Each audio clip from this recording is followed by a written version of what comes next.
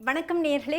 இன்றைக்கி நான் உங்களோட ஷேர் பண்ணிக்கக்கூடியதான டிப் உங்களுக்கு ரொம்ப ரொம்ப யூஸ்ஃபுல்லான ஒரு டிப்பாக இருக்கும்னு நான் நினைக்கிறேன்.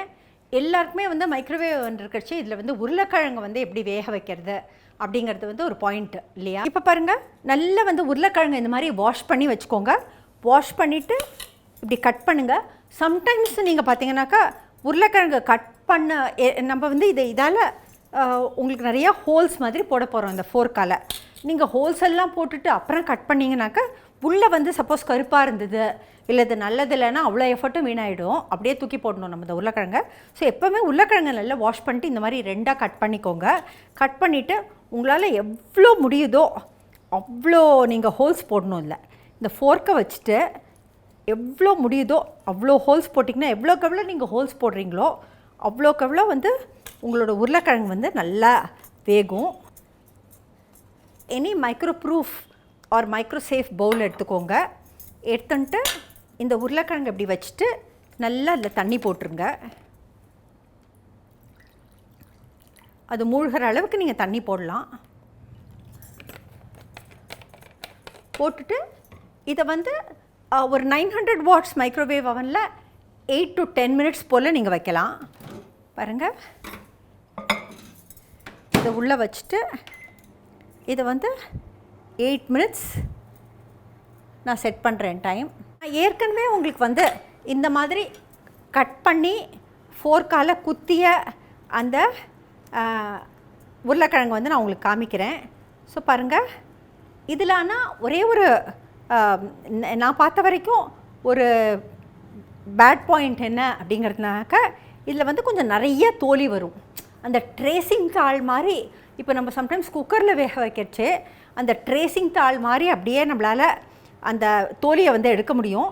பட் இதில் பார்த்தீங்கன்னாக்கா கொஞ்சம் தோல் நிறையா தான் போகும் உங்களுக்கு மைக்ரோவேவ் அவனில். ஸோ நீங்கள் டெஃபினட்டாக ஒரு 2 உருளைக்கிழங்கு உங்களுக்கு 3 உருளைக்கிழங்கு வேணும்னாக்கா ஒரு 4 உருளைக்கிழங்கு வைக்கணும்.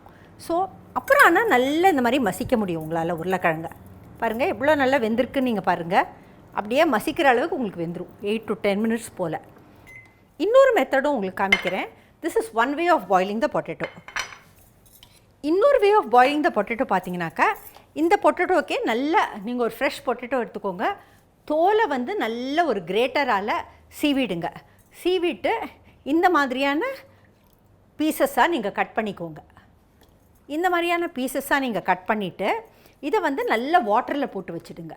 நீங்கள் மைக்ரோவேவ் அவன் உள்ள அது மூழ்கிற அளவுக்கு தண்ணி போட்டுட்டு எகெயின் திருப்பி நான் இன்சிஸ்ட் பண்ணுற மாதிரி மைக்ரோ சேஃப் அல்லது மைக்ரோ ப்ரூஃப் பவுலில் இதை போட்டுட்டு நீங்கள் இதை உள்ளே வைங்க.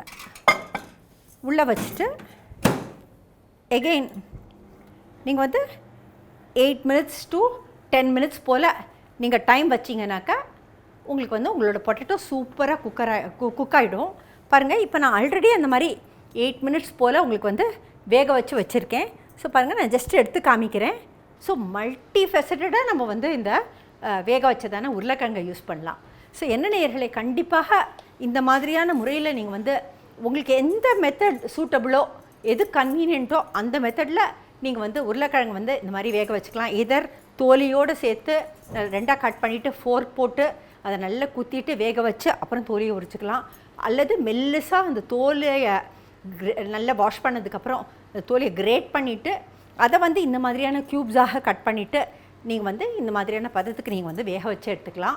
வேக வச்சு எடுத்துகிட்டு இதை சப்போஸ் உங்களுக்கு ஈவினிங் கெஸ்ட் வராங்கன்னு வச்சுக்கோங்க, நீங்கள் மார்னிங்கே இதை இந்த மாதிரி ப்ரிப்பேர் பண்ணிவிட்டு நல்லா தண்ணியில் போட்டுட்டு அப்படியே கொஞ்சம் ரூம் டெம்பரேச்சருக்கு வந்தோடனே நல்ல ஒரு ஸ்னக் ஃபிட் லிட்டு, ஒரு டைட் லிட்டு போட்டு இதை மூடிட்டு இதை அப்படியே நீங்கள் உங்கள் ஃப்ரிட்ஜில் வச்சிடலாம்.